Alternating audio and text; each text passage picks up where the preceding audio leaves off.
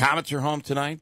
Utica City FC is at the Adirondack Bank Center on Sunday. And, Davey, let's do it right now. One pair of tickets for Sunday's game for Utica City FC.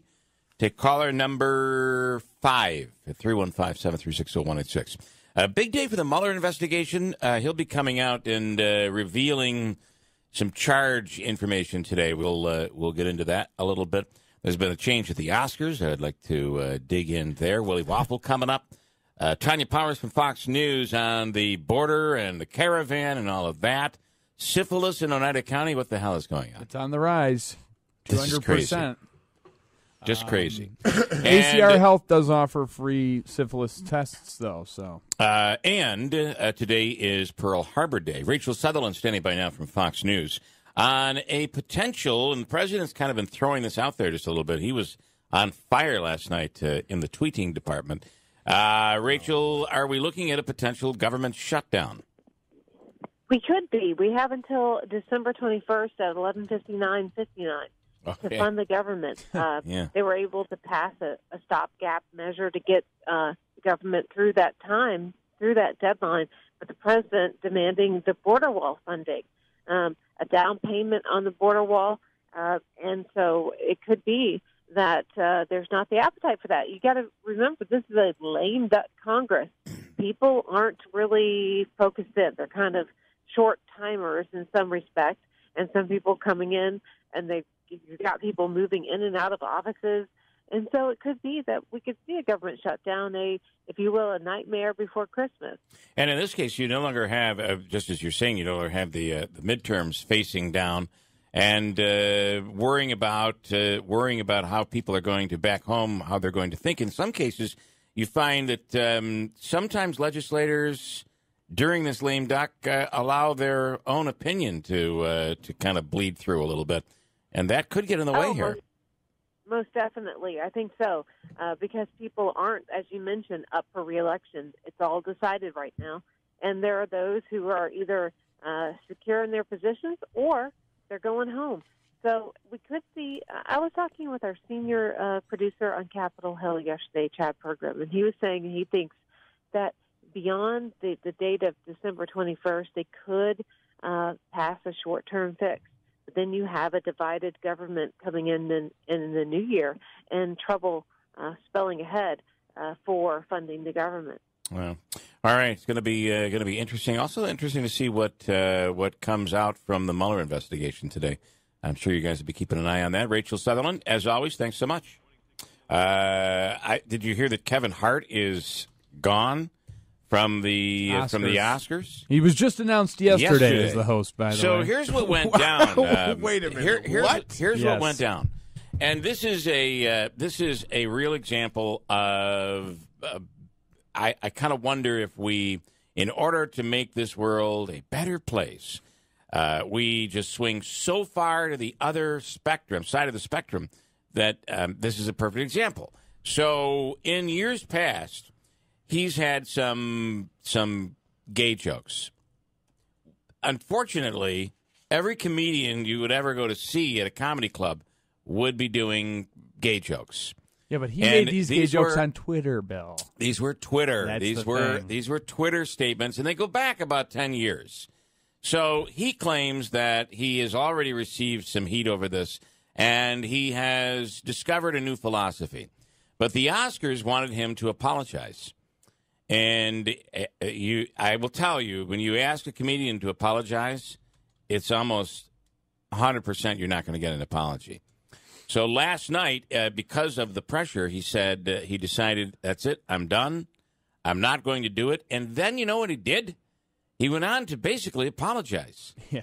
But he was not going to allow the Oscars to make him apologize. This is so weird. Okay, so I'm looking at a tweet from him right now. Actually, this came just after midnight this morning. I have made the choice to step down from hosting this year's Oscars. This is because I do not want to be a distraction on a night that should be celebrated by so many amazing, talented artists. I sincerely apologize to the LGBTQ community for my insensitive words in the past. Again, it's exactly what I'm saying. It's like telling the United Indian Nation they need to pay taxes. Yet they do. I mean, Oneida County is the beneficiary of a lot of money on an annual basis, but they're not paying taxes, and that is a fact. The same situation here when it's far different, I understand. But a comedian is stubborn on their free speech, and they're not going to they're not going to apologize. Be forced to apologize. But, so therefore, screw you, Oscars. I'm not apologizing. I'm stepping down. And now I'll apologize on my own. Yes. That's really kind of what's going on here. Well, and also, or too, maybe I mean, he didn't even realize he was apologizing. Or he's like, I've apologized for this in the past. I am sorry for the insensitive comments, but hey, Oscars, like you said, but to be coming out and done. making an official apology in order to keep your job, I don't blame him. I don't blame him for not doing it. But I mean, at this point, it's some like of the jokes were pretty bad. Every person that ever is asked to host something or gets hired for this job in Hollywood is going to be like comb through their history. No, you're not. Yeah, you've just been hired. No, you weren't. Here is his second response. So I just got a call from the Academy, and that call basically said, Kevin, apologize for your tweets of old, or we're going to have to move on and find another host. Talking about the tweets from 2009, 2010. I chose to pass. I passed on the apology. The reason why I passed is because I've addressed this several times. This is not the first time this has come up. I've addressed it. I've spoken on it. I've said where the rights and wrongs were. I've said who I am now versus who I was then. I've done it. I've done it. I'm not going to continue to go back and tap into the days of old when I moved on and I'm in a completely different space in my life. The same energy that went into finding those old tweets could be the same energy put into finding the response to the questions that have been asked years after years after years. We feed in the internet trolls and we reward them. I'm not going to do it, man. I'm going to be me. I'm going to stay in my ground. Regardless, Academy, I'm thankful and appreciative of the opportunity. If it goes away, no harm, no foul. The fact is, though, that it's not like he's saying, I'm not changing, I'm going to continue to tell gay jokes. He's basically saying, I'm not going to be bullied by the Oscars. I'm okay with, the jokes were bad. I think he's handled it probably the best way. I think he would have looked really bad if he would have come out again and apologize for something he did 10 years ago that was a part of every comedy show. I'm not saying it's right, but it's, I owned a comedy club, and I have to tell you, some of the stuff in comedy clubs is tough to listen to at times. But if you go back into the lives of every comedian, you're going to find some really rancid stuff. Yeah, I agree, Bill. And if everybody can't say anything that's offensive to anybody anymore, it's going to be really tough to get through comedy clubs nowadays because nobody's going to want to go to them. It's going to be a lot of... I got to tell you, in shows that we have been to in the last year, in the last 2 years, in the last 3 years, I'm still hearing a lot of rancid stuff. So it's not like it's going away from comedy clubs right now. Yeah, is that all coming down the road?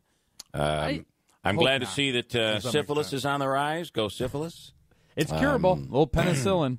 That means an uptick in penicillin, right? It is curable. Is that you can cure it? Yes. Yeah.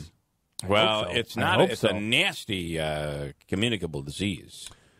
Yes. Just saying. And a big deal I would imagine, for the, 24 people who have it now or whatever the... And if untreated, I believe it can be fatal. It is dangerous if it's untreated. Yeah.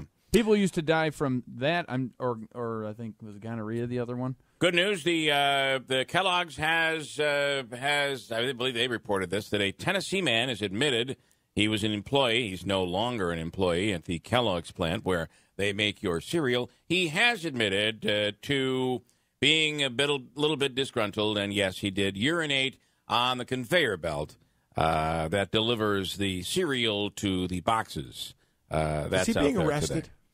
He should be. Yeah, I probably should be. You're probably right. He probably should be. New York lawmakers have gotten their first pay raise in 20 years. It's been 20 years. Are we okay with that? Yeah, you have. No one's going to be okay with it, by the way. Yeah, I do. You have to make adjustments in this stuff. People talk about it. We actually had the conversation about it in this community a couple weeks ago about, if you don't adjust the pay, the talent pool that you attract, I guess, gets smaller and probably less talented. Because if people can make I don't know, $150,000 in the private sector, and a good government job pays $60,000, what do you think most people who are really talented are going to do? Not the government job. Yeah, absolutely, and even that isn't a great. When you think about what you can make in the industry, whatever industry you're in, there's still the pay in the Assembly and in the Senate. It's still it's below what you could make if you worked on Wall Street or somewhere. Yeah, and I said 60, but I think actually it was upper 70s, low 80s for Senate and Assembly, if I'm not mistaken. That's the average salary? Yeah, I think that's what they make. I can check it out. I think it's like 77. The Kansas City Chiefs have signed former Bills receiver Kelvin Benjamin. Good luck with that. unless like other Bills players pass, he goes there and just all of a sudden becomes amazing. This is going to be a story, too, that HCCC, starting next year, I believe, is no longer going to have daycare service. And I guess I didn't know they did before. I think we kind of heard a little bit about this was going to be going away, and you're going to hear a lot of people not happy with it. Maybe it wasn't being used. Maybe they're just trying to be more efficient. Listen, community colleges across the state are struggling financially because of a drop in enrollment. So I wonder if that has something to do with it. And here's one for Andrew Dominio. Believe it or not, the general manager of the New York Mets says that Tim Tebow is one step away from making his major league debut. Now, cue Manaski's outrage. Now, let's just be honest. What he stated was like saying, it's going to snow sometime here in the winter. We're pretty sure here in upstate New York because he's on the roster for Syracuse. Yes, and he should stay there. Which is AAA, which is what? One step away from the majors. So I don't think this is any big announcement, although they're like, can you believe it? He's one step away. Well, moving on another 30 players on the team. Again, there was some outrage a couple weeks ago, and I was part of this. He actually said when they first hired him that he could see Tim Tebow on the opening day roster. He did say that. Which is kind of embarrassing. I'll be honest with you. I know Tim Tebow is an athlete. I get that. But that's like saying if you're the Bills GM, Andrew Dominio could be our starting quarterback in 2019. That is not anything like some people, Andrew Dominio's supporters, think that's great. Buffalo Bills fans go, what? We can't get anybody better than this guy? Well, that's a bad example because obviously I'm not anywhere near the athletic prowess of Tim Tebow. And not even close yet, and another Fox News staffer has gone to the dark side in criticizing President Trump. This time, and it's not his first, but he's been a pretty staunch supporter of the president. Tucker Carlson, during an interview, has gone off on the president. When asked, I got to get the exact quote here, when asked about the president, his statement was, I don't think he's capable. He said during an interview, I don't think he's capable. Later in the interview, he said his chief promises were that he would build the wall, defund Planned Parenthood, and repeal Obamacare. He hasn't done any of those things, adding that those goals were probably lost causes anyway. He said Trump doesn't understand the system and his own agencies, and he doesn't do anything to learn about it. Pretty critical from Tucker Carlson. We'll talk more about it coming up. Rachel Witter standing by now from Eyewitness News, the chief meteorologist there. And, Rachel, good morning. We go into another weekend. This one, we seem to be missing out on this storm that's gone to the north, right? Yeah, actually, it's going to slide to our south. Oh, our south. Oh, you're talking about the lake effect snow. Yeah, they had like some winter storm thing going on in the North Country last night. I wouldn't call it a storm. It's lake effect snow. That's actually going to end later on. Now, here's my question. We're watching the storm come across the south, and it goes in and it's whacking the Carolinas pretty hard, bringing snow to that area.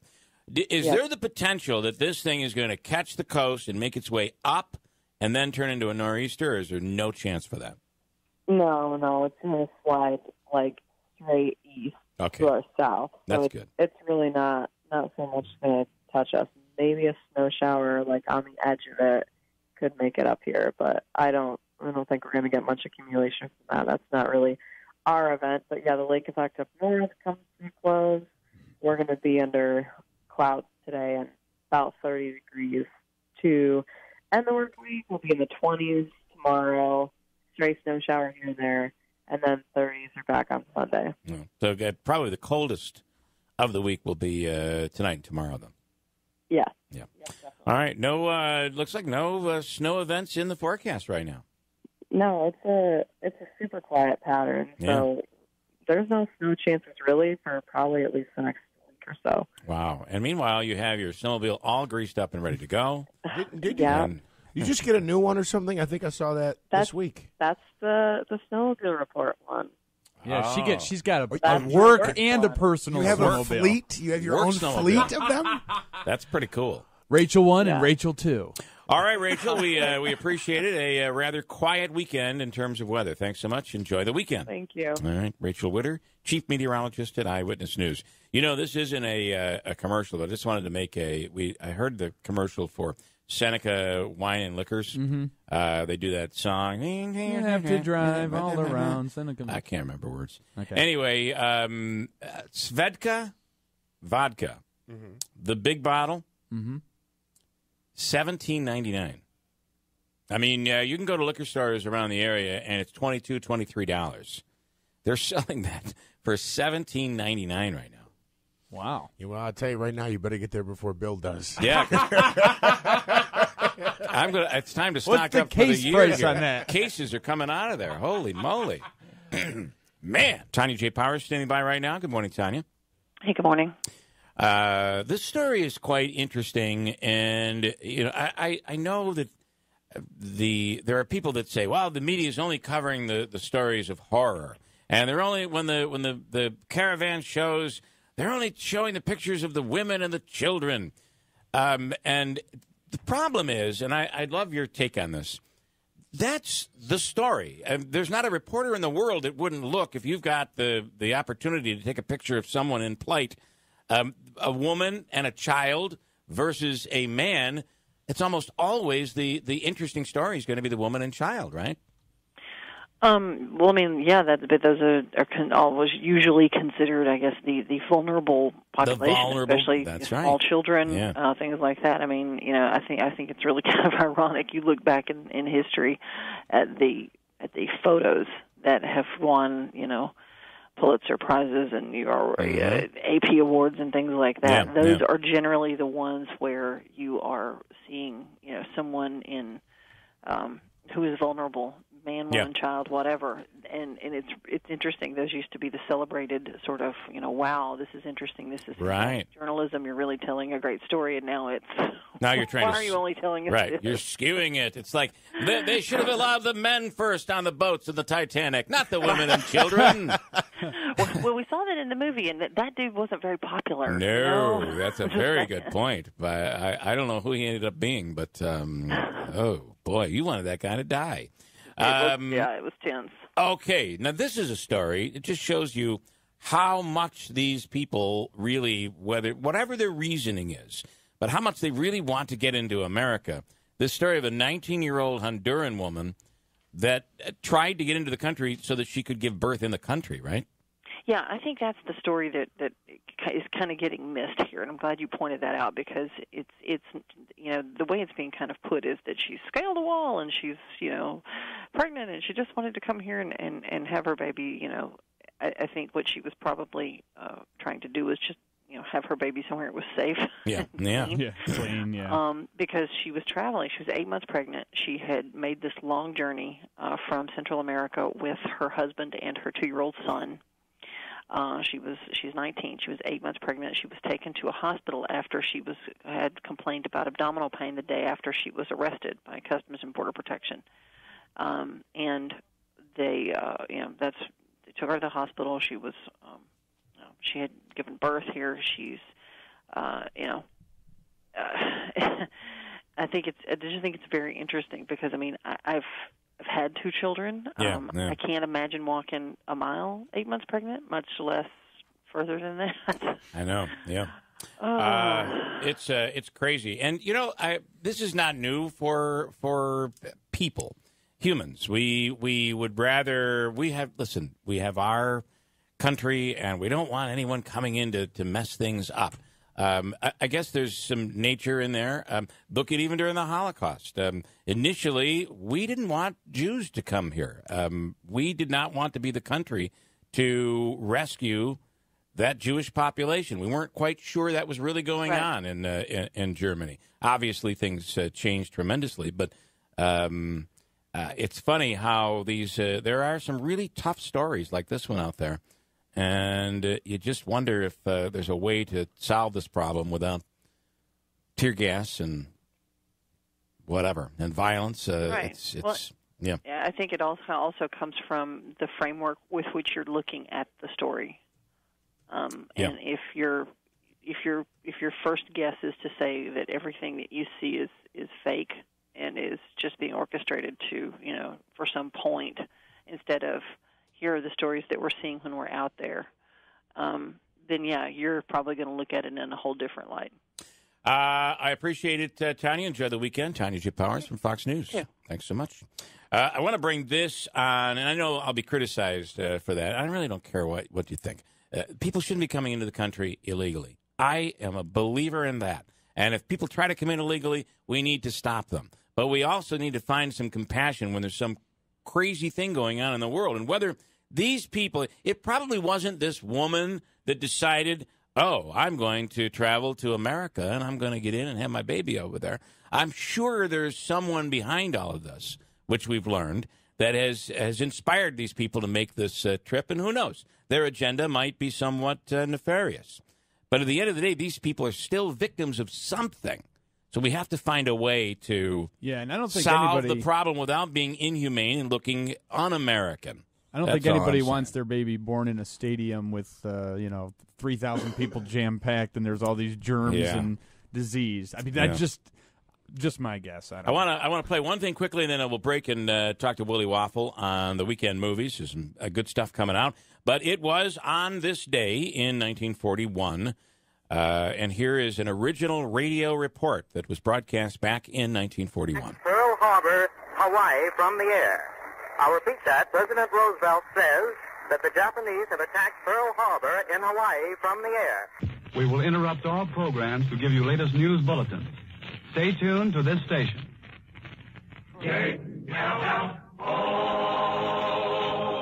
The Jell-O program brought to you by Jell-O and Jell-O pudding. Ladies and gentlemen, a special announcement.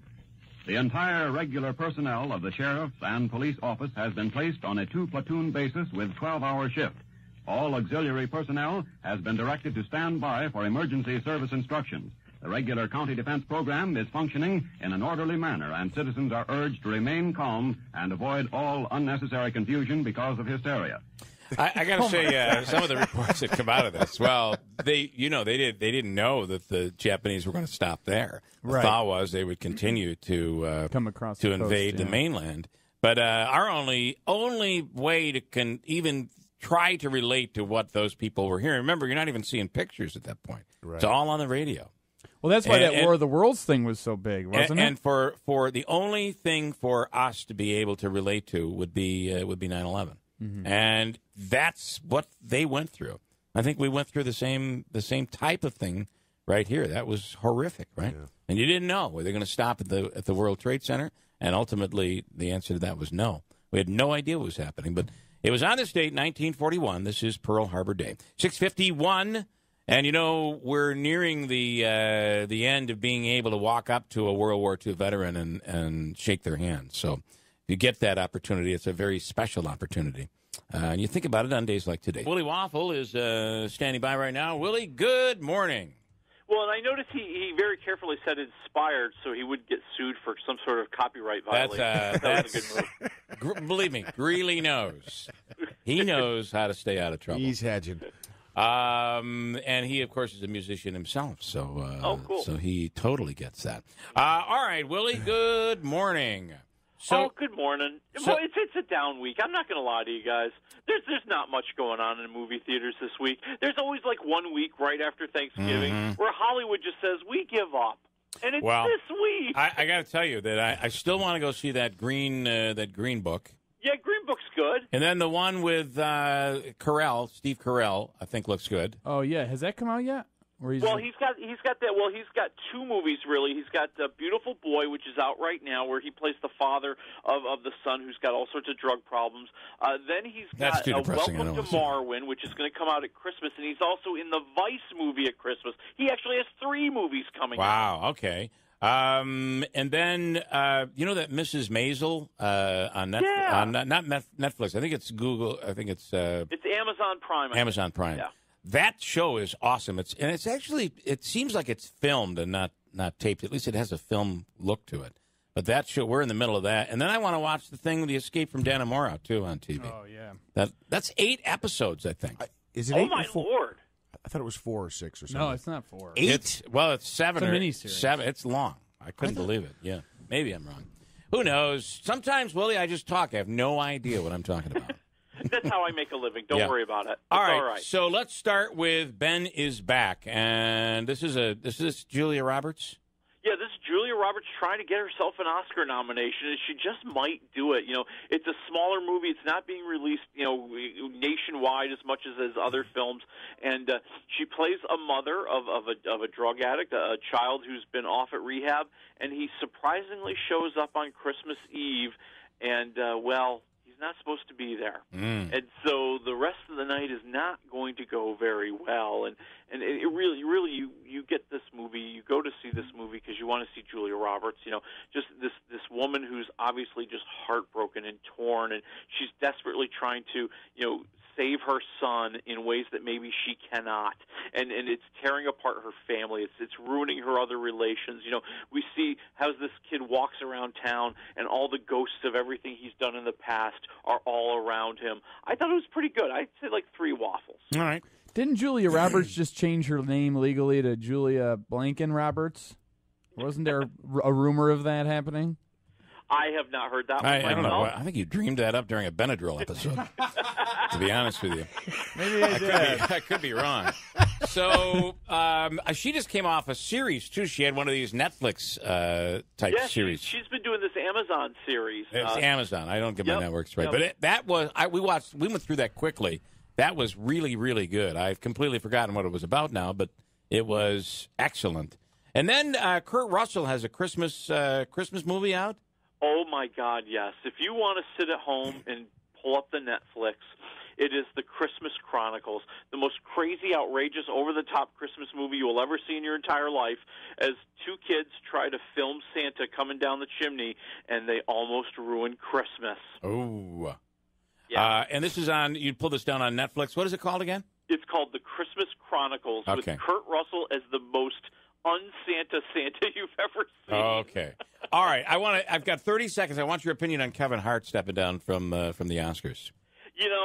I think it was inevitable, especially in Hollywood, especially when you're talking about the Academy. You need to get a host who doesn't have any baggage, and he's got some baggage. So I think he did the right thing. He stepped down. He got out of the way before it became something that was going to truly, truly harm his career. Because even an apology probably wouldn't have satisfied people that were going through his tweets. And why didn't you get rid of those tweets in the first place? I mean, you can delete that crap. So you can delete that stuff, but it's been out there for so long. I had heard about that one before, and all right. I'm surprised it took this long to go. Did you see the story about this stuff happens? It's gross, but it happens.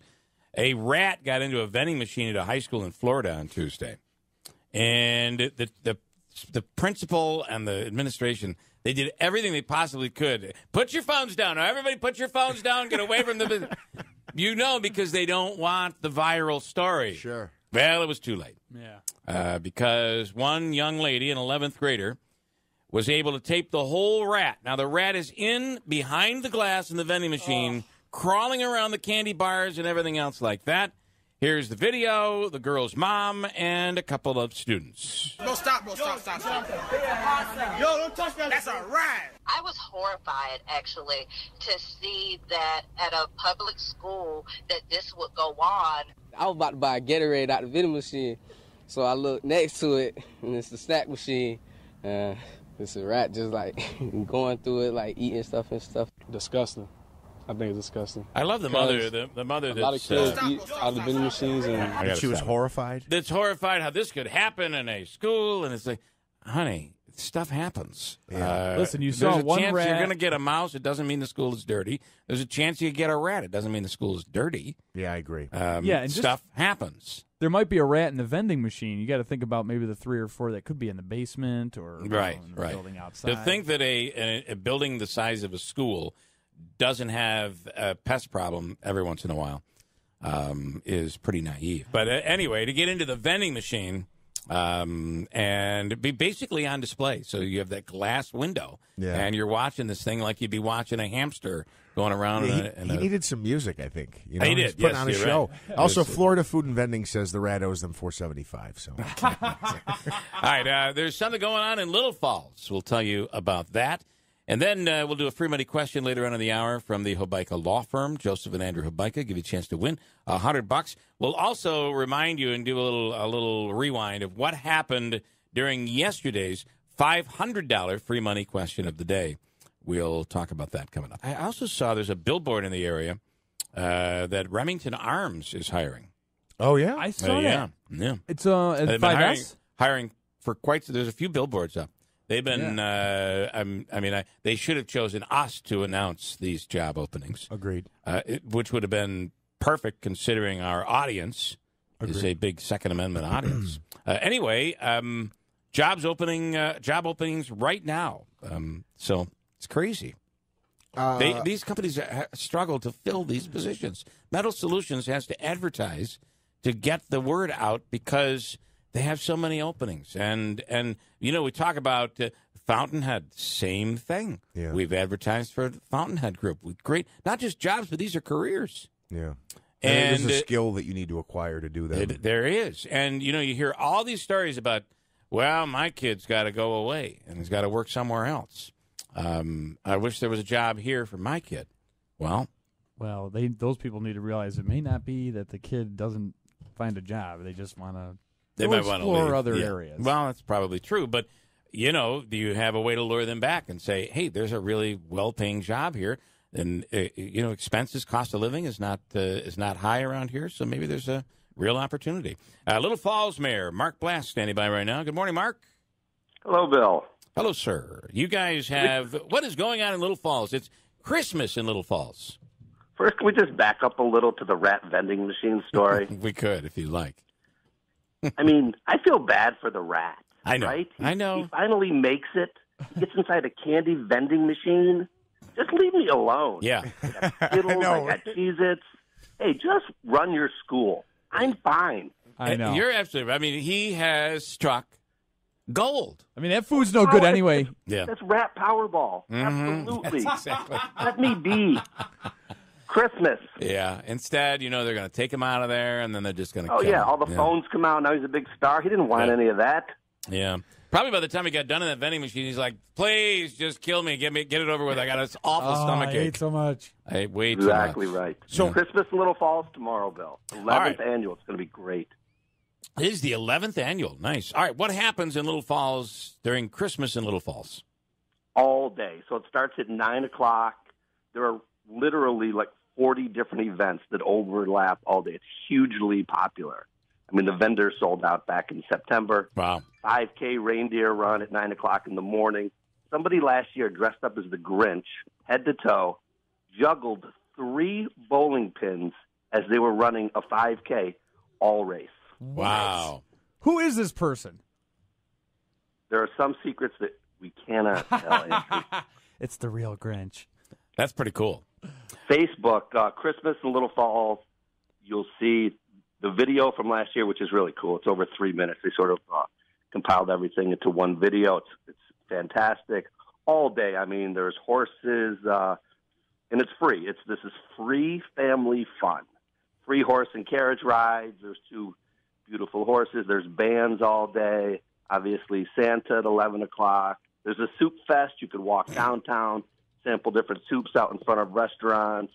All day, they're just overlapping pretty cool events. Live music for the adults. There's a bartender's race right down Main Street. 11 o'clock, everybody comes out for that. So this is kind of like an old-fashioned Christmas the celebration in a small city. This is really pretty cool. That's the whole deal. Yeah, just get your butt outside, get downtown where everybody is.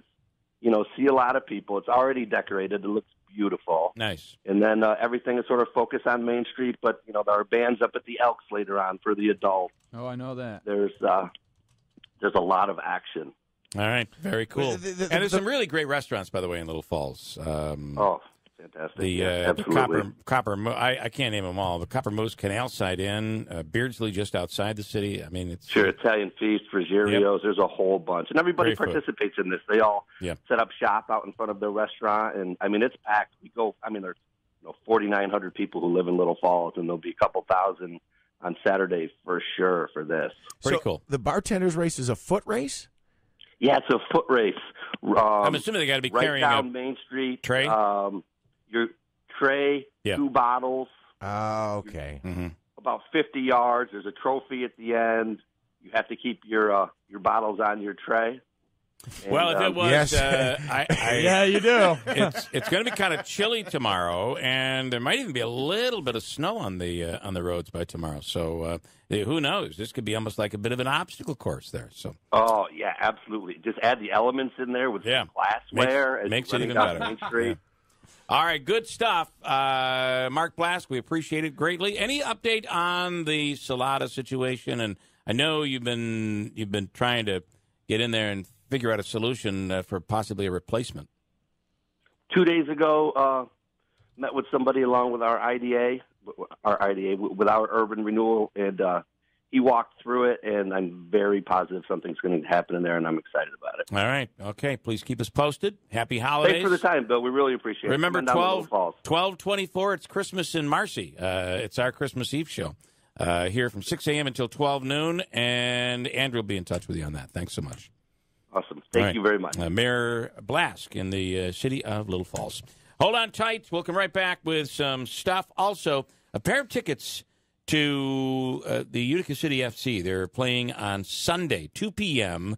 at the Adirondack Bank Center. We have a pair of tickets to give away, and we'll do it coming up. We have a free money question of the day coming up. It's from Hobica. It's worth $100 in cash this morning. We'll give you a chance at that. And then also on the line, Utica City FC tickets. They're playing at the Adirondack Bank Center on Sunday. The Comets are home tonight. Yes. It seems like it's been 2 weeks since the Comets have been home. I think it has been. Pioneers are on the road both tonight and tomorrow night. You see hockey on the road. And, of course, tomorrow, if you're keeping track of what's going on in terms of sports, SU plays tomorrow against Georgetown. Great rivalry. That Davey, is a 3:30 game tomorrow? Yeah? Yeah. 3:30 tomorrow. And then at 12, is it? Yeah, come on in. Is it 12 noon that the Colgate plays, right?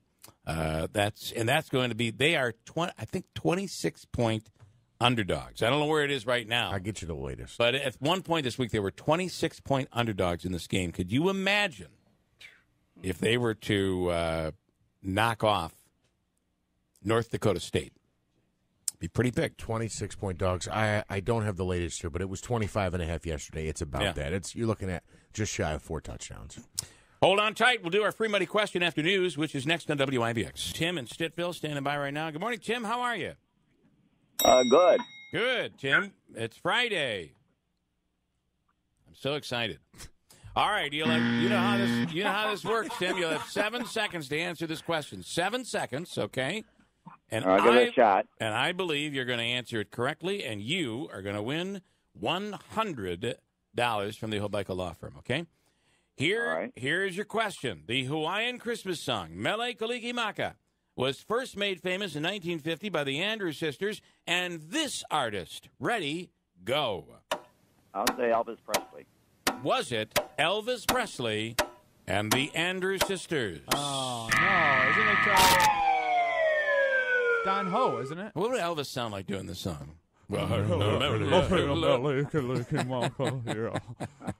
That's funny.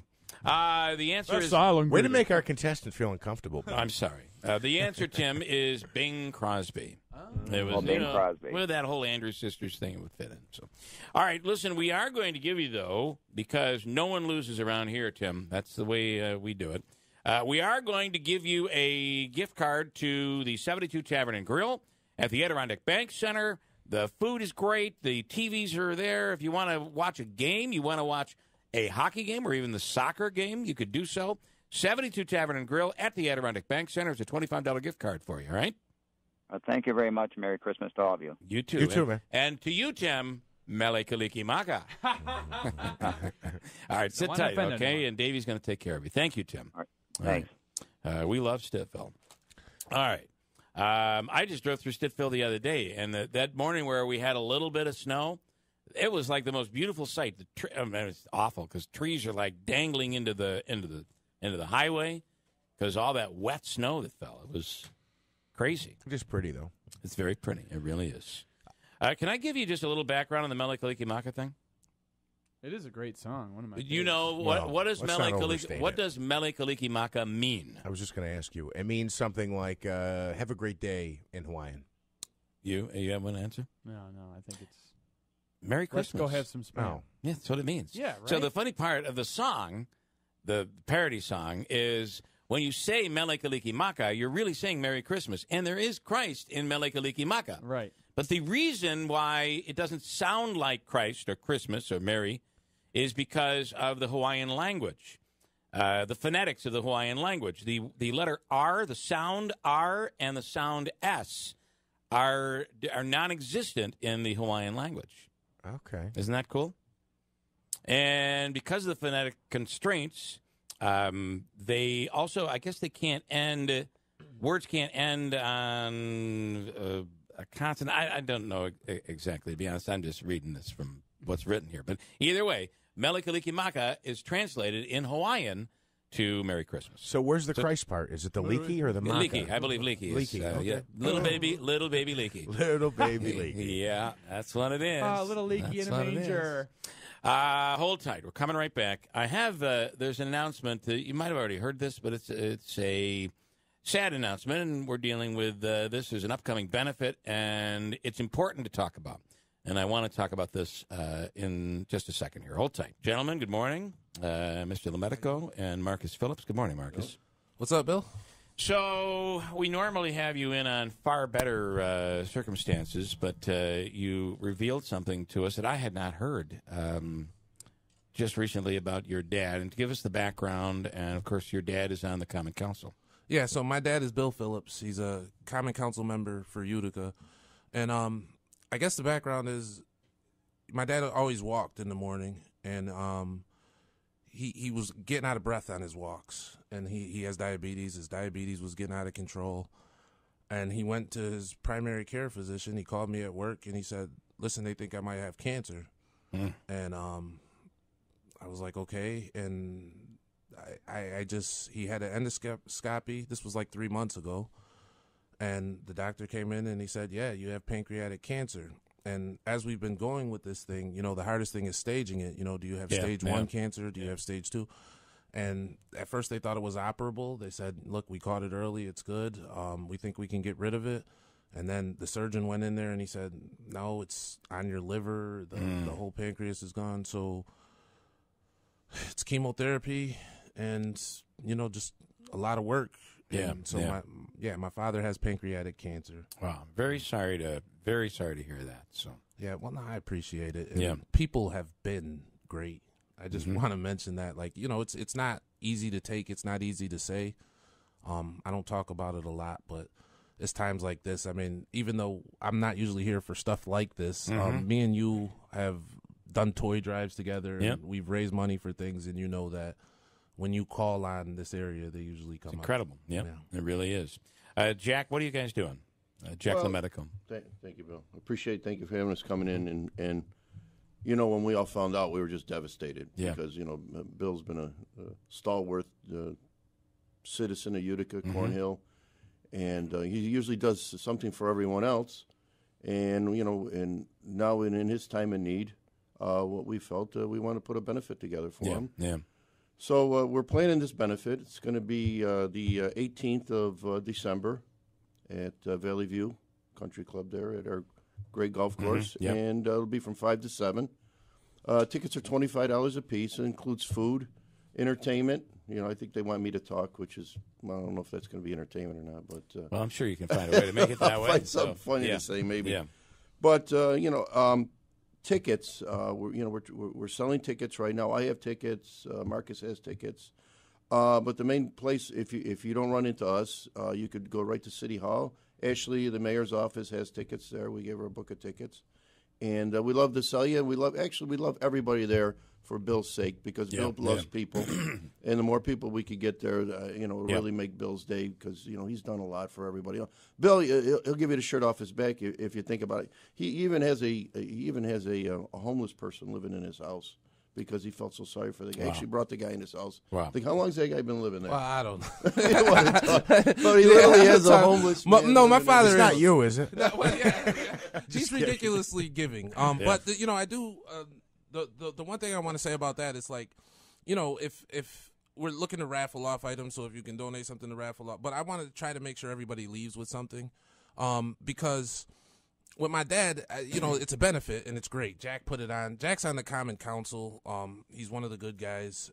But I look at it more like a party than a benefit. That's why I wanted to come on the radio. That's why I asked Bill if I could come on, because I know my father knows a lot more people than I know. I can't call everybody. Yeah. I'm not always in the mood to talk about it and to make phone calls. That's got to be hard just to talk about. So I want to tell people, well, you know what? Actually, though, I haven't been – it's weird, right? Like, my reaction has been way different, because, like, I haven't been that sad, because I just feel so blessed. The amount of people that come up to me, the amount of people that offer to help, that have helped, that have done things. We've been going through this for 3 months, going from Buffalo to Albany to Syracuse, and just doing it.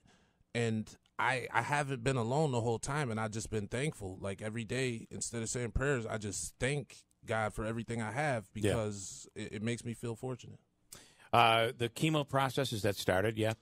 Yeah, so he's done 1 round of chemo, a month of chemo, and he's the same guy. I mean, he still complains about me every day. He's the same guy. He just, it's the days of the chemo, he gets real tired, and then like a couple of days after, he springs back to life and asks me why I didn't take care of all of his chores, which I'm very bad at. So the benefit, you do need people to donate to be able to auction things off? That'd be great, yeah. Okay. How do they go about doing that, by the way? Well, they can give Ashley at the mayor's office, let me give you the number. It's at 792-0100, and just when it comes to the mayor's office, press, I think it's 3, I think, and give her a call. Now, if you can't get down to City Hall, give Ashley your address, and I'll bring the ticket down to you. Okay, that's awesome. Whatever it takes. The other thing is, you can always call me. Anybody that knows me can call me, or I'll put my phone number out there for everybody, because I like taking calls. 315-725-0560. It's on the flyer. We'll leave you guys with a copy of the flyer. You take a picture of it, put it up. We'll definitely do that. But 315-725-0560. And, I didn't get a chance to do it, and I want to thank Bill for letting me on. People that are listening don't know, I go way back with Jeff to Little League. Jeff was my first. My dad was his baseball coach. We were on a travel team together, and as a matter of fact, a lot of times, my mother was always really involved in like coming to the games and stuff. But when I had a younger brother, when we were on a travel team, it was hard for her to make. So I would travel with you guys in the van a lot. He'd get in the car, and we had one of those vans where the door rolled. You know what I mean? And if you parked it uphill, the door would go too violently and stuff. And it was a thing. We had the whole team in there, and we'd drive up, and we were pretty good. And me and Bill go back to, obviously, Utica Daily News. It was a website that I set up, and I know I could call him. He'll bring me on here. So I wanted to say that I appreciated that. And me and Bill, we got in some trouble together. So, but we're more mature now. He's a political. It's a completely different world now. It's Trump's the president. I mean, who would have thought? Who would have thunk it? Yeah.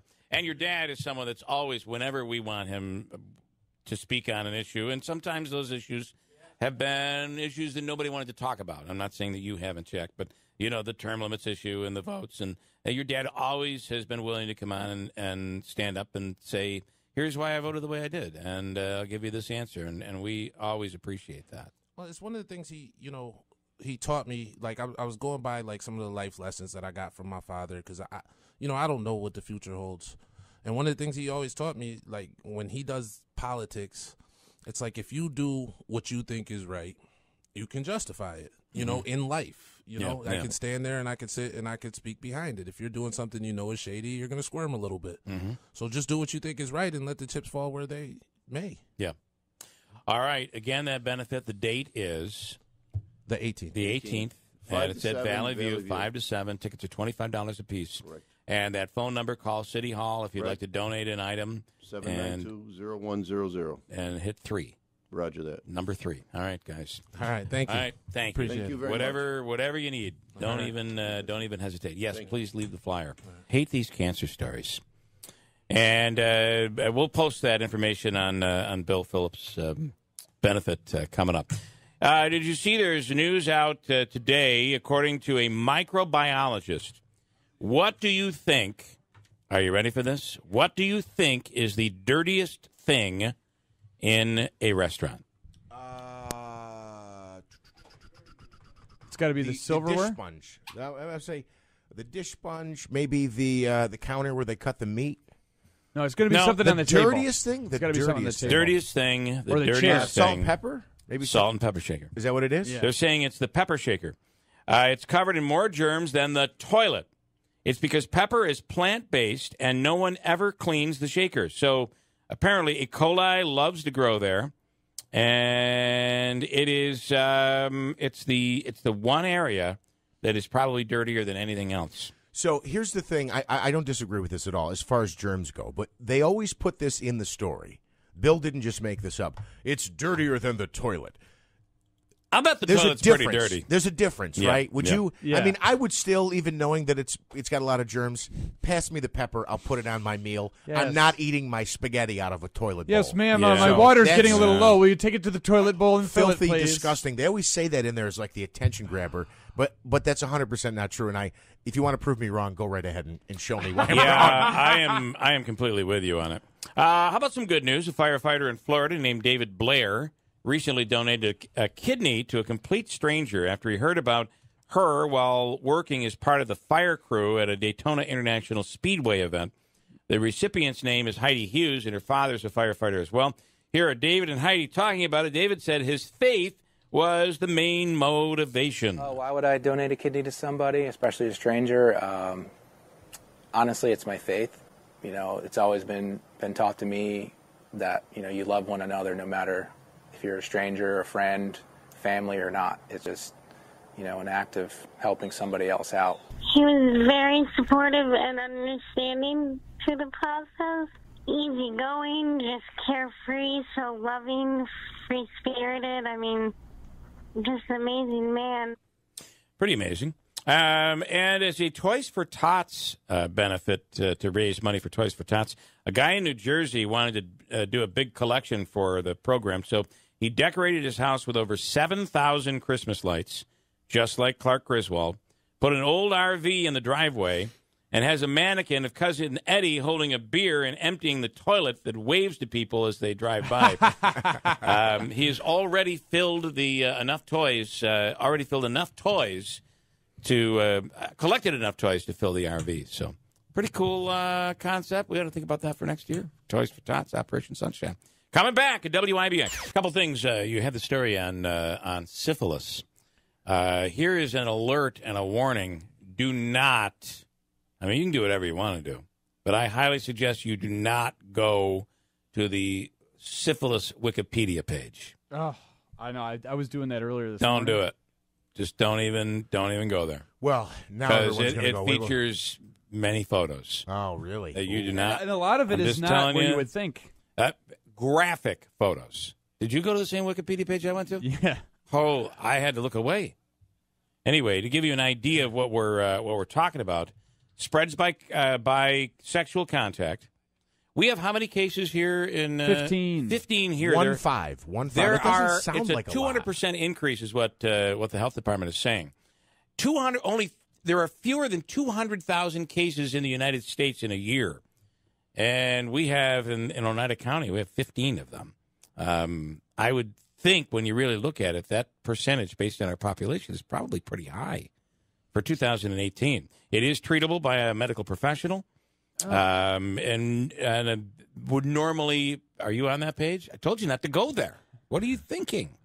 Normally resolves itself within months, but not on its own. You'd need a prescription for penicillin. Sexual partners would also need to be treated. And the other problem here is that if women have contracted it, it can be passed on to the child.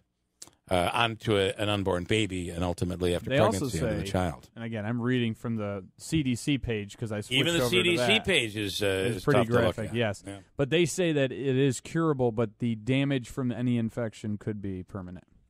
Yeah. I don't know what that means. A but 200% increase would, I think, mean if we have 15 now, that's typically you would have 5 cases per year, and then 10, 15. When you're looking at no numbers, it sounds much greater when you see 200. When you're looking at lower numbers, it does sound far greater when you're looking at a 200% increase. Yeah. But ultimately, it's a story in the news right now for our area. So, okay, 811. We have a gift that has been a gift pack that's been sent here to the studio by the comptroller of the city of Utica, William Morehouse. It says he has a little note here, too. I can tell you everything that's in here. And what Mohawk Valley child hasn't asked for these items from Old St. Nick, you know? This is the Merry Christmas tchotchke list. We have pens, clips, a small screwdriver set, mouse pads, fly swatter. He did put the fly swatter in. I love it. On the 12th day of Christmas, my true love gave to me. Bill Morehouse gave Bill to me. Morehouse, fly swatter. We have these Panoramic America. I think that's a song. Calendars here. 12 Days of Utica City. Yeah, everything Christmas. is a Morehouse tchotchke. Chip clip. I mean, look, these things come in handy. These are heavy duty, too. Check that out. That is a good one. That's a heavy duty one, Bill. Scrapers. This is just for you. There's a flashlight in here. Thank you. That's it's cool. a Winter Wonderland. William C. Morehouse comptroller. We got some pens, mouse pads. Where's the sunglasses? He's talked to us about right this here. before. He doesn't have And like sunglasses. cheap tchotchkes either. Like No, this is quality a heavy stuff. duty. This is nice.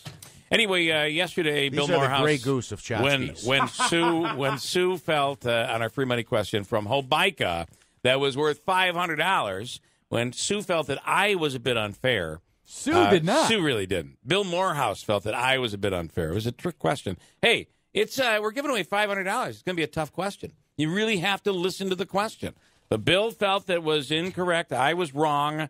So he gave her the $500 and let her present $500 to Operation Sunshine, the WIBX Toy Drive, Marine Corps League, $500 towards the cause, which, of course, it all goes to Operation Sunshine. You like these glasses? I love them on you. They look great. I'm glad you mentioned that because in addition to the bag with the tchotchkes in them, there was the check for $500 for Toys for Tots. So awesome. Seriously, Bill, we're giving you a hard time here, but thank you and Merry Christmas. Very nice job. And look, the glasses look great on Jeff. Styling. What did you find in there? Well, actually, our man, Uncle Smitty, hello. Discovered. He found some that say Morehouse for mayor, some of the pens. I wonder if there's a hint there. Morehouse for mayor. I'm looking in here. I don't see it now, but I do believe, Davey, yep, here they are. Tonight on ABC television, there is a woman from Sherrill that's going to be on the Great American Baking Show at 9 p.m. I don't know if you saw that. Her name is Andrea Marinville from Sherrill. She's one of 10 contestants in the ABC television program Great American Baking Show, the holiday edition. She traveled to England for the competition, which is a spin-off of the Great British Baking Show. It's the one with the big white tent with Paul Hollywood as a judge. I don't know if you are familiar with that at all. Anyway, she says, an odd feeling. She said, tonight, just hours before the show's premiere, I'm excited and nervous, and I know exactly what happens. I believe that is tonight. Oh, no, you know what? I think it might have been on last night. Is it possible that this is an older story? It might be. Might have missed it. Is it tonight or last night, David? It was last night. It was. Darn it, I missed it. Yeah. Well, the only thing worse than fake news is old news. You're right. That's a good point. I'm $1 short, and a day late and $1 short. Isn't that right, Mark Butler? That's exactly right. I got to get your... what mic are you on there? Oh, you're not even on them. Not on any of them. This is about them, not me. Okay. All right. Well, I'd like you to introduce them, if you could, and give us the background. But you have to do it with a You microphone. do need a mic for it. You ready to go? I got you live. Yeah. Well, Bill, thanks for having us on. Assemblyman Mark Butler, by the way, who will be retaring at the end of the year. Yes, well, actually, this is part of my new job. I'm a PR consultant, and they're my first client here, though. I like it. No, really, I want to be a federal attorney. I understand you don't need much background or experience for that, so I may give that a try. Wow. That is funny. Dreams are We're very excited. And the hits keep coming. Yes. We're very excited. We have the coaches for this Pop Warner cheerleading team from the Cuyahoga Valley, Middleville, Newport, and Poland.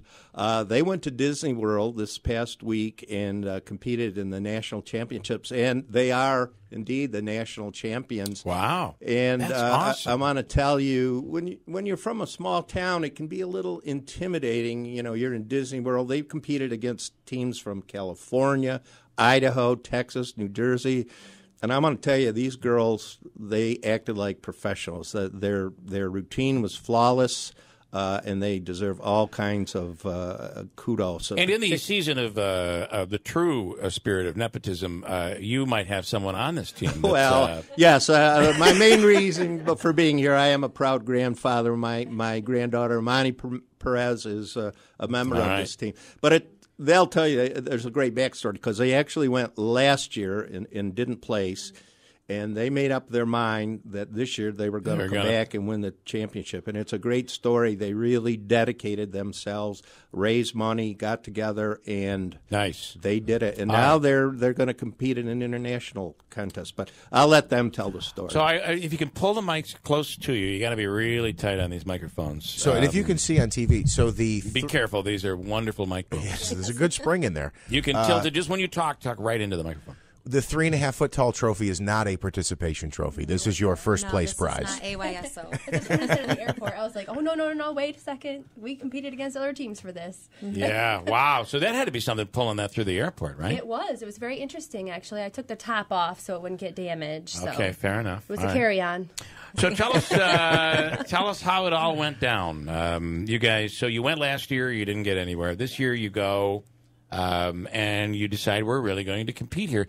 So Cuyahoga Valley, we're talking about Poland, Middleville, Newport, over in that area, right? In the two school districts of West Canada and Poland, the girls on our team, there are 10 total, and they represent both school districts. Okay, really cool. So how many times did you have to compete for this? And just tell us how it all went down. At Disney, the weather had to be pretty nice, too. Oh, yes, it was beautiful down there. Very sunny. Yeah, just like up here. Yes, so we have our local competition, which is the Tri-Valley competition, and we won there. And so from there, we moved on to the Eastern Region competition, which is in New Jersey, and we qualified there to perform at nationals in Disney. Got it. So that's how it went down, and there were 13 teams in our category.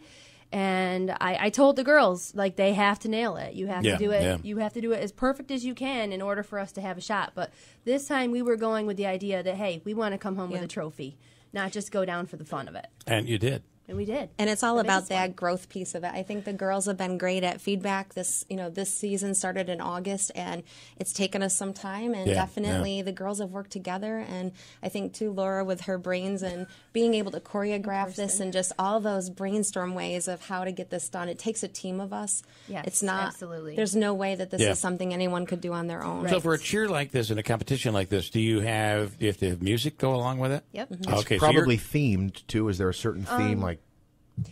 Not necessarily. So you can do just music, or you can have a cheer and then music, which is what we did. We have a cheer, which is just spoken cheer, and then we have the music. And you need 5 things. You need a pyramid, you need stunts, jumps, tumbling, and a dance. Wow, so this is the real deal. Yes. So you have to, and they have all these rubrics about if you do this, it'll get you this amount of points or whatever. So you really have to say, here's exactly what we need to get us the most possible points. To go for that most level of difficulty that you could possibly get. Yeah, and I know nothing about that, although my daughter's in dance, so I kind of know how they're really, I mean, it's all, there's a criteria you got to fill, and you got to be, and the judges know what they're doing. Absolutely. Yeah, that's a big deal. So. And it seems almost more strict than high school sports. Yeah. You know, when you take a look at varsity and the requirements, this takes that level and just moves it up a notch. Yeah. And the stuff you talk about that you guys did, from the pyramids to... I'm assuming the tosses and all this. Well, there's an element of danger there. I mean, these guys got to know what they're doing. They're athletes. They are. They really are. Absolutely. Yeah. So you watch the routine. What are you two thinking when you watch? We have a chance. We're going to win this. Yeah. I don't know. We were screaming and crying. The fact we have voices today is amazing. It's so you're just back. Yes. Yesterday. You got back yesterday. Oh, correct. Wow. Yes. Yep. Yes. We I was like screaming the whole time. I kept going, come on, come on. And they were hitting it, and I'd be like, oh, my gosh, they just hit it. And then at the end, I could not wait to see the team. We were, like, running around the backside of the building, just running at our team. Oh, that had to be we're great. like, you guys nailed it. They knew they did. We knew they did. Mm-hmm. So we're like, hey, that was the best we could have done. Yep. Like, if we didn't win, that's one thing. But, man, they did their absolute best. That's what really, it is. really cool. How many girls on the team? 10. 10 on the team. Yep. Do you want to name them? Just because I think that'd be kind of cool. Yeah.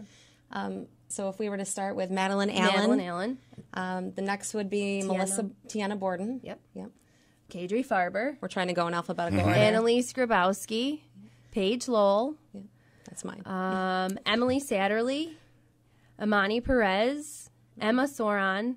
Reagan Seymour. And Mackenzie Schuster. All I right. did it. Yeah. Very cool. You nailed it. Alphabetical You really order. nailed Yeah. it. Nice. I don't know if it was alphabetical order, though. Let Butler Very close. borrow a microphone. Could you? Yeah. As a number one fan, at the end when they announced the winners, they started the fifth place winner. So they go fifth and nothing, fourth and nothing, third nothing, second nothing, and they don't know where this is going. But the announcer, he was tickled with the term coyote. Yes. He says, and our national champions are coyote. Oh, that's awesome. He loved it. Just He like loved it. exploded. Just like election night, right? That's right. That was funny. Well, that is so cool. So you've won the nationals, and what does that mean? Do you stop there, or is there more to go? So we won a full paid bid to WIBX Globals. Wow. Which is held in Atlantic City, New Jersey. Okay. This January. And so Martin Luther King weekend. Yes. Okay, perfect. So We're- you're off from school, and that's everybody's good. on board, so Yeah. that's where we're headed. Nice, and it's paid for, and it's not too far away, which is It's cool. not that bad, right? Yeah. No Not so airplane. bad on the heels Yeah. of going to Florida. So Well, that's cool.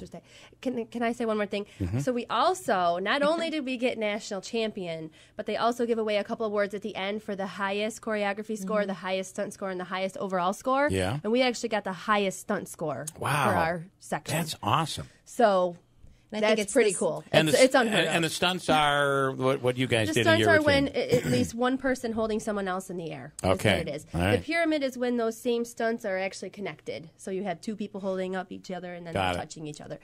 But I'd yes. have a broken bone by the time I did this. I couldn't pull it off. But I think had it some speaks- broken bones. Oh yeah. Yeah. And I think it speaks to the skill level of the girls too. Yeah. You know, their willingness to take that feedback and just push themselves to be Yes. better than they were yesterday. That Yes. is the best part. You said some Watching broken them grow. bones, huh? Yes. Oh yeah. Oh, boy. Last year, his granddaughter broke her elbow Mm. and needed surgery to Oh, fix my it. goodness. Yes. There- can you find me a more proud grandfather, though, No, than no, that's this that one right assemblyman there. over here? No.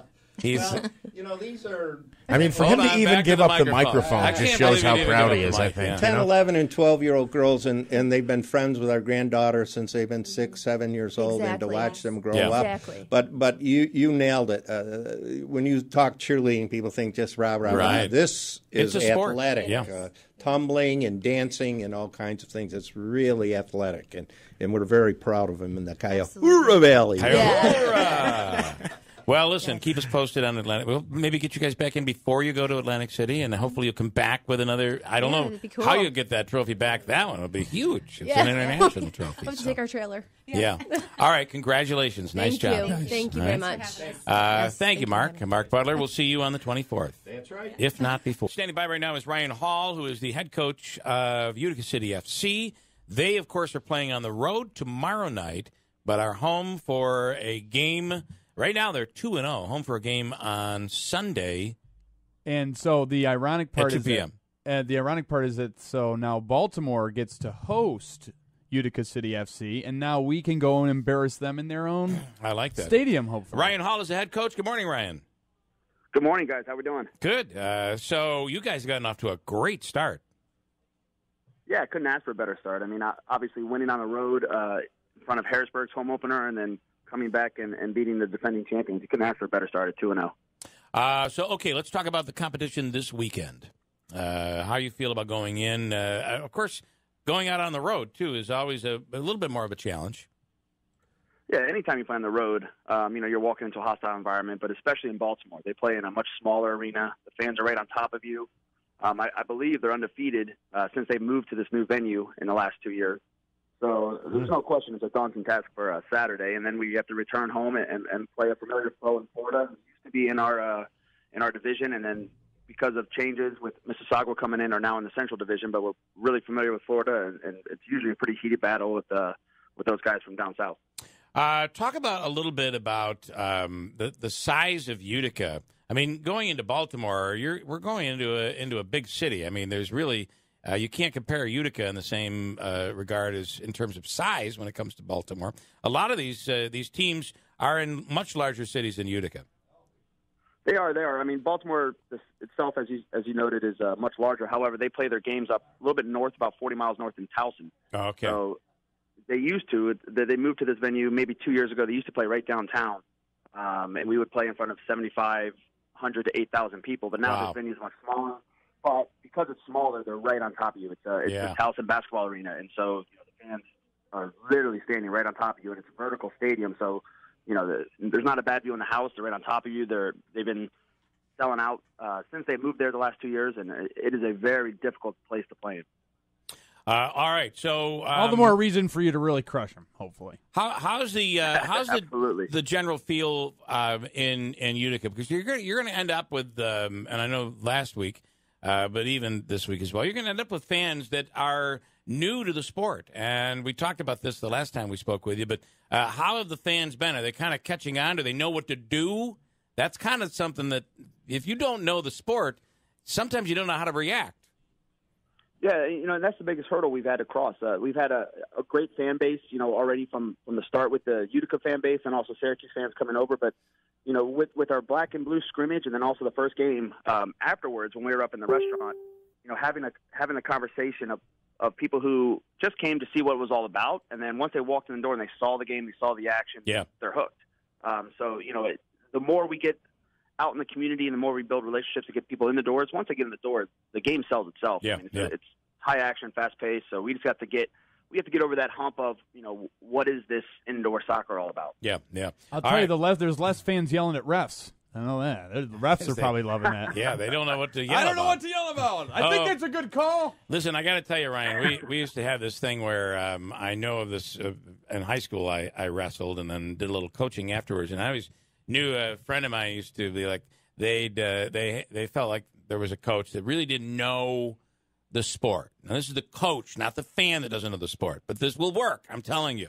So, like they would yell out, "Do the super duper souffle," and then the coach, who didn't really know the sport, he was filling in, would yell out, "Do the super duper souffle," and the kids had a blast with this because there's no such thing as a super duper souffle. Well, maybe in a kitchen, but what I'm saying, Ryan, is your guys could really mess with these fans if you wanted to. Yeah. I mean, you could have some fun. Absolutely. Yeah, I'm sure you won't do that. All right. Anyway, it's Sunday. It's at the Adirondack Bank Center, 2 p.m. If you've not been, get out there. Tickets available. Go to uticacity.fc.com. And anything you want to add about this Sunday's game there, Ryan?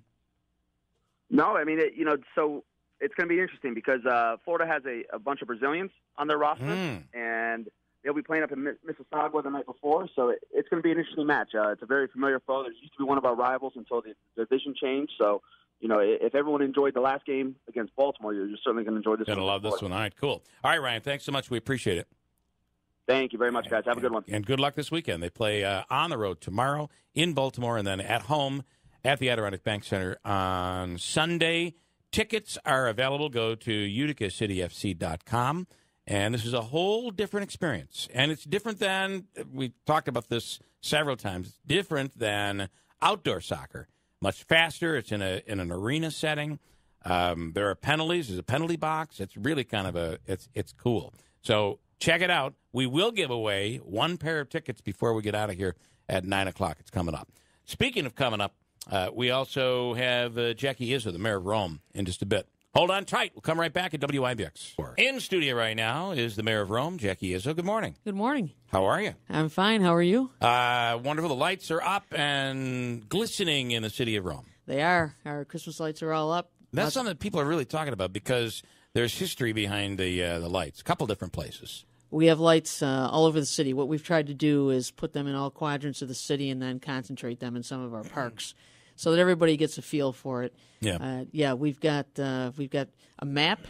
There's a Christmas light map. So if you come to Rome and you want to drive around and see all of them that are in the parks and throughout the city, you can do that. We have a lot of people that do that. Yeah. It's a festive time of year. It's great. So where have they come from? Some of them came from Trinkus years ago when Trinkus closed. And you had to really refurbish a lot of those. We lights, did, right? we did. Yes, most all of them are rebuilt. Yeah. So our Parks Department does a great job with that. And then we purchased some from RCIL when they stopped their event at the zoo. And then we have been buying more as we go along. This year we bought some pole decorations for James Street. Nice. We hope to do that on Dominic Street next year. They look really nice. They are multicolored garland with large wreaths that fit around our decorative light poles. Oh, that's really cool. Yeah, they look really good. Even during the day, they look good. And then next year, you'll be able to cap this whole thing off with the ice skating rink. We will. Yes, we are looking forward to that. We definitely should be in the ice skating business downtown next year. And that's cool because even if the weather is warmer, you're still going to be able to operate the rink. We are. So this is going to be a portable rink with its own chillers. So we should be able to open the rink the same night that we have our tree lighting, which is the night before Thanksgiving, because we like to catch everybody that's in town so they can see the lights and enjoy them. And we probably could keep this open as long as March. Wow, that is really cool. Well, depending on the winter, it might be April or May or June even. Yeah, you just never know around here. Right, we don't know. But so we'll be figuring that out next year, how we want to staff that and things like that. Let's talk about the train station. You have an issue there where there was damage done. Is it closed still? It is, but we just let the contract so we can get the temporary repair done for the passageway. So we had a catastrophic failure of the ceiling on 4th of July. And this is all city responsibility? Yes, we own the train station. So the only way to get to trains in this station is it's one pedestrian passageway, which we call a tunnel, goes underneath the tracks and then up to the platform. One side of that ceiling totally collapsed. Luckily, nobody was in that passageway. They could have gotten killed. Very, very thick plaster. So we have been, Joe Griffo was gracious enough to find a grant for us at the state. And, you know, we have to go through the process. And so we got a project number just a few weeks ago. As soon as we got it, we put the contract out for the temporary repair. The temporary repair is going to cost us almost $55,000. Wow. So we're going to construct a scaffolding system like you would see in New York City when they're doing a building project, so that if any of the ceiling falls during this period of time where we are going to make the permanent repair, no one would get injured. Okay. And so we're hoping that we will have the station reopened for Christmas. So mainly you're talking about plaster coming down. Yes, but a heavy, lot of it. heavy plaster. You know, that happened once at the Uptown Theater in Utica, where there was a group of students. They'd come in and they'd watch Holiday when they were still doing movies, and a giant piece of plaster came down from the ceiling. Mm-hmm. Didn't land on anybody, but there were kids in the building at that time. So you think plaster? Well, that can't be all that heavy. Oh yes, but it is extremely dangerous. Yeah, Andrew. Well, I was just going to say, you talked about the process with grants. I mean, talk a little bit about that. Reiterate. So a lot of people say, why is it taking so long for the ice rink, or why is it taking so long for this? I mean, you guys are all ready to go on these projects, but the state maybe not so much. So what happens in this process is, for instance, we'll take the DRI because that's the skating rink. So the governor comes and announces that we've won the $10 million. Mm-hmm. Fantastic. Well, now there was a 6-month process that we had to enter to put a local planning committee together and revet all of these projects again with the public. And so then we had to come up with a strategic investment plan, which were the final projects that went to the state. That was last February. In July, the governor came back and said, okay, here's the projects we're going to fund, which basically followed our strategic investment plan. At that point, at the end of August, we had a conference call with the Department of State. Now they want to say, okay, how are you going to do these projects? And we need work plans. We got ahead of them. We sent our work plan 3 days later. So we were, I think we surprised them. Yeah. And so we got out in front of it. But we still don't have project numbers. So we're going through that process. And with the DRI, every project has a different agency that will be managing the project. For instance, most of the ones that we're involved with as the municipality are going through Department of State. The Capitol Theater is going through Homes and Community Renewal. The first project to come out will be the Business Development Fund. That is going to go through the council next week. That's being managed by Homes and Community Renewal, and we're ready to roll. So we'll be soliciting businesses that would like to do improvements in January, and we're going to get out so they can get off the ground in construction. And these are structured for smaller asks. And some of the businesses that didn't have the big projects, but we might be able to make an impact with them with a much smaller project. So they're capped at $50,000. It's a 75-25 program. One of the hallmarks of our DRI, everyone, including the city, has to have equity in their project. If you didn't have equity behind it, we pulled it. Right. So we want a vested interest in all of these projects. We don't want to just give away grant money and then well, the nothing history, else our history is, and this is not just in this area, but it's all over the country, is they get the benefits, they get the grant money, and there's no skin in the game, and they're gone. Exactly. So this way, you have to invest as well in order to get this. Yes. And speaking of the money, so we've been in a pretty interesting position over the last 4, 5, 6 years with Anthony Brindisi in the Assembly, with Joe Griffo in the majority in the Assembly, Joe Griffo in the majority in the Senate, and now we've had some switches. Brindisi's off to Congress. We have a freshman assemblywoman in there now. She is a Democrat, but Griffo losing, not necessarily Griffo, but we feel like that, don't we? Yes. That the Republicans lose control of the Senate. What's that going to mean for us? And we still have Rowan DeStito in there in a very powerful position, but a lot of money has been funneled into this area over the last 10 years. Are we about to see that change? I would say we are. This is not good news for upstate as a whole. If you look at the power structure now, the state Senate, and they took a whopping beating in the election. They did. They lost all kinds of seats in Hudson, Long Island. And so all of the power structure really now is downstate.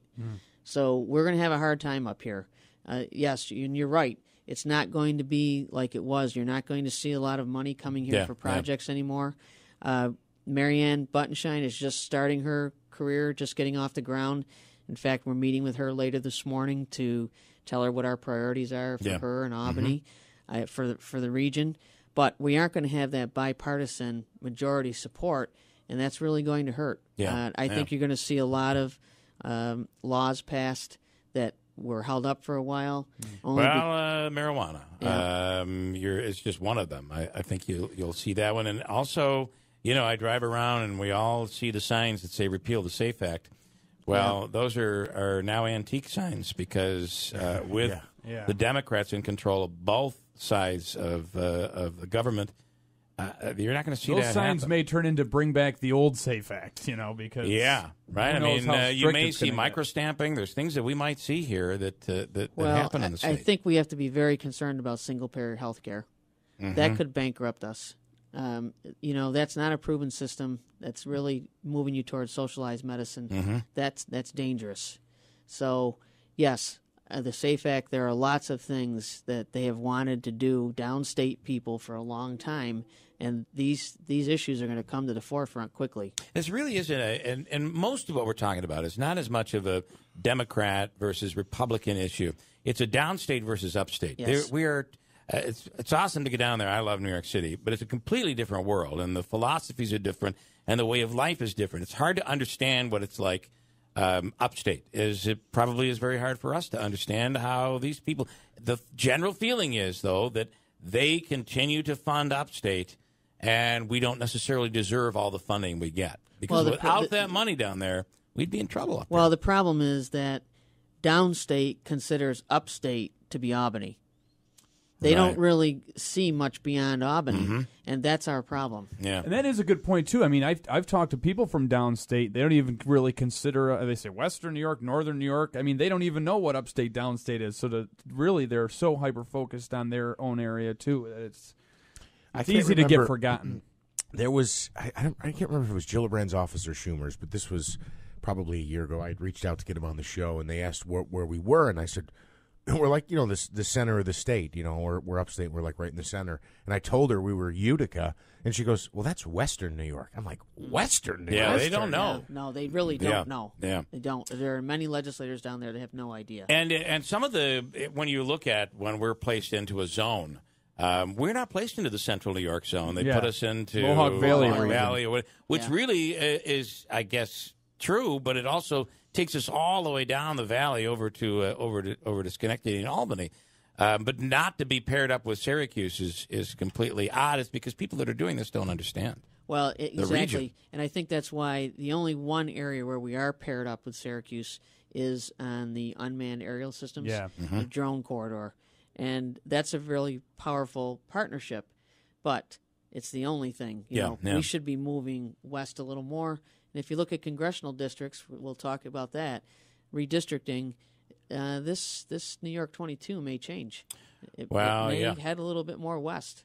And what will that be? Let's talk about that. And now you have Brindisi in. You have a Republican-controlled Senate, a Republican in the White House.